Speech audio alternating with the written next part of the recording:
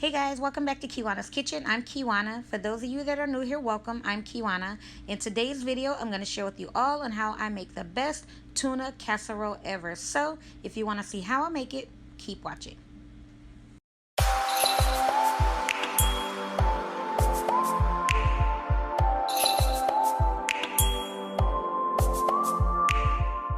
Okay guys, the first thing we're going to do is add our milk. I'm using 2% milk. I'm adding in 2.5 cups into my skillet that I have set on 300. Yes, I had it preheating. So now I'm going to add in 1 can of cream of chicken, and you can see there's actually little pieces of chicken in the cream of chicken. This is pretty much why I like this brand, and also because of the flavor. It is really good.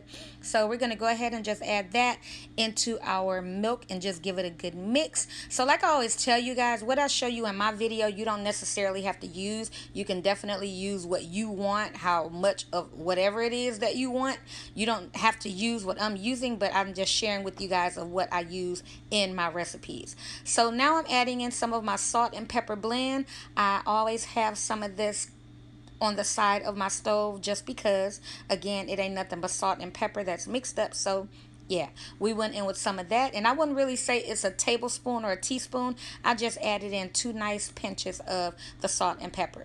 So I let that cook a bit and kind of reduce a little bit before I went in with my mixed vegetables. This right here is the big jumbo bag of mixed vegetables that I got from Walmart as well, and I can't really say how much it is. It looked like maybe 2 cups, but you guys can definitely see right there how much I added in, and you can see it is definitely enough. So yeah, I got that in, let that come to a simmer, and you guys can see it's actually starting to reduce a lot more, which is what you want. So we're going to give this a good mix, and then I'm going to add in my cheese. Now the only cheese I have available is pepper jack. I have a block of pepper jack, and I also have a bag of shredded pepper jack. So I'm going to use the shredded on top. So I sliced off a couple pieces of the block cheese and got it in here and gave it a good mix, because again guys, we are making a casserole, and you can see there I am doing this so that you guys can actually see the bottom of the skillet. Can even get that out. That's letting you know that it's reducing and thickening up beautifully. So now what we're gonna do, I'm gonna start to go in with my tuna, and I'm going in with 3 cans of tuna. Now mind you, you do not have to use the amount that I'm using. You can definitely use more or more or less of the tuna, okay? But we love a meaty casserole, so I'm actually adding in 3 cans of tuna, and you can see there's some nice sized chunks in here. I am going to attempt to try to, break those down, because we love tuna, but we, don't like it as chunky like we do with other meat or whatever. But again, that's like a personal preference. And do you guys see that, how it thickened up beautifully and how the liquid is running back to the middle? That right there lets you know how you're ready to go to the next ingredient, to get that added in. So now I'm adding in my noodles, which I partially cooked. Okay, I did not cook these noodles all the way.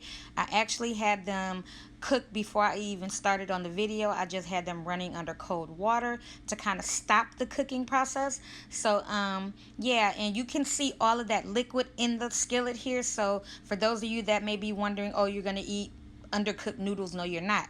That liquid is going to continue to cook the noodles, especially once you get this into the oven and all of that.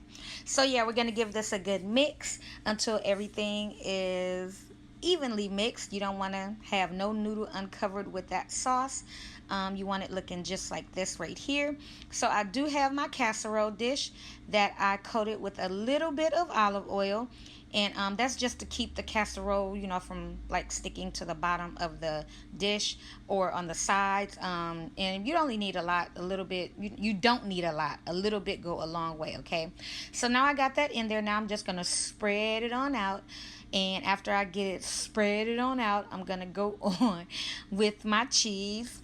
Like I told you guys, I just had a block of pepper jack cheese,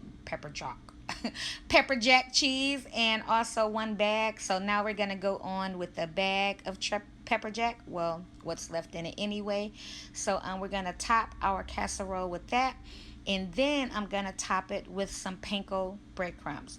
A casserole really ain't a casserole without the panko breadcrumbs, okay? I'm just saying. And you don't necessarily have to use panko. You can use whatever breadcrumb you want, because the breadcrumb actually give the top of the casserole that nice little crunch once you go in with your spoon or spatula or whatever you use to make your plates. Yeah, it just does something. That crunch is just like a, oh my god, people like the ASMR, so satisfying or whatever.